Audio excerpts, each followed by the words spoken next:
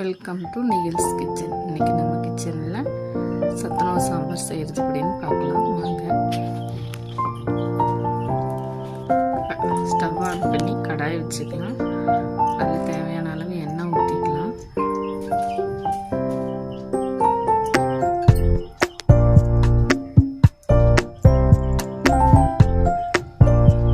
கடுகு போட்டுக்கலாம்.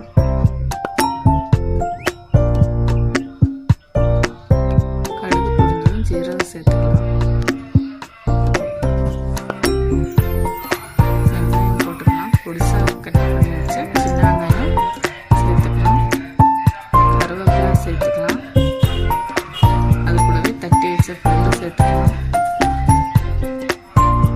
தக்காளி 2 கட் பண்ணி வச்சுருக்கேன், அதையும் சேர்த்துக்கலாம். நல்லா கலந்து விட்டு மசிய வேக வச்சுக்கலாம். காய்க்கும் சாம்பாருக்கு தேவையான உப்பு நான் சேர்த்துட்டேன், முதல்லையே சேர்த்துக்கிறேன்.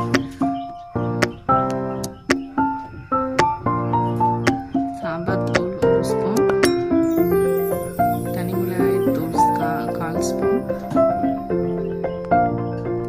மஞ்சத்தூள் 1/4 ஸ்பூன், இது கூடவே பெருங்காயம் சேர்த்துக்கலாம். நல்லா கலந்து விட்டு வேகட்டும்.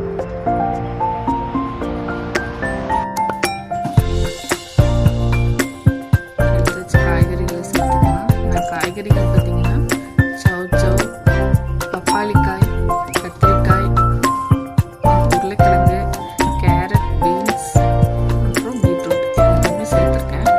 சத்துணவு சாம்பார் அப்போ தான் டேஸ்ட்டாக இருக்கும், அதனால நான் இதெல்லாம் ஆட் பண்ணியிருக்கேன். ஹெல்த்தியாக லஞ்சுக்காக நான் இதை ப்ரிப்பேர் பண்ணுறேன். குழந்தைங்க சாப்பிடாதவங்க கூட இதை சாப்பிடுவாங்க.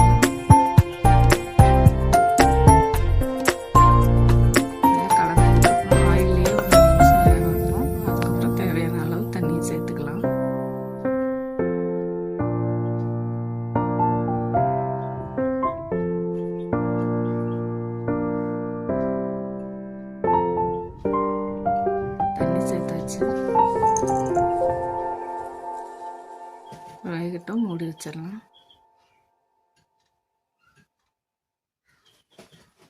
இப்போ இது கூட வேக வச்ச பருப்பு சேர்த்துக்கலாம்.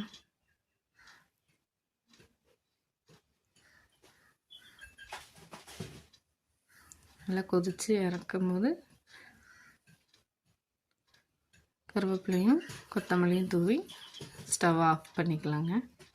இந்த மாதிரி சத்தான காய்கறி ரெசிபி வேணும்னா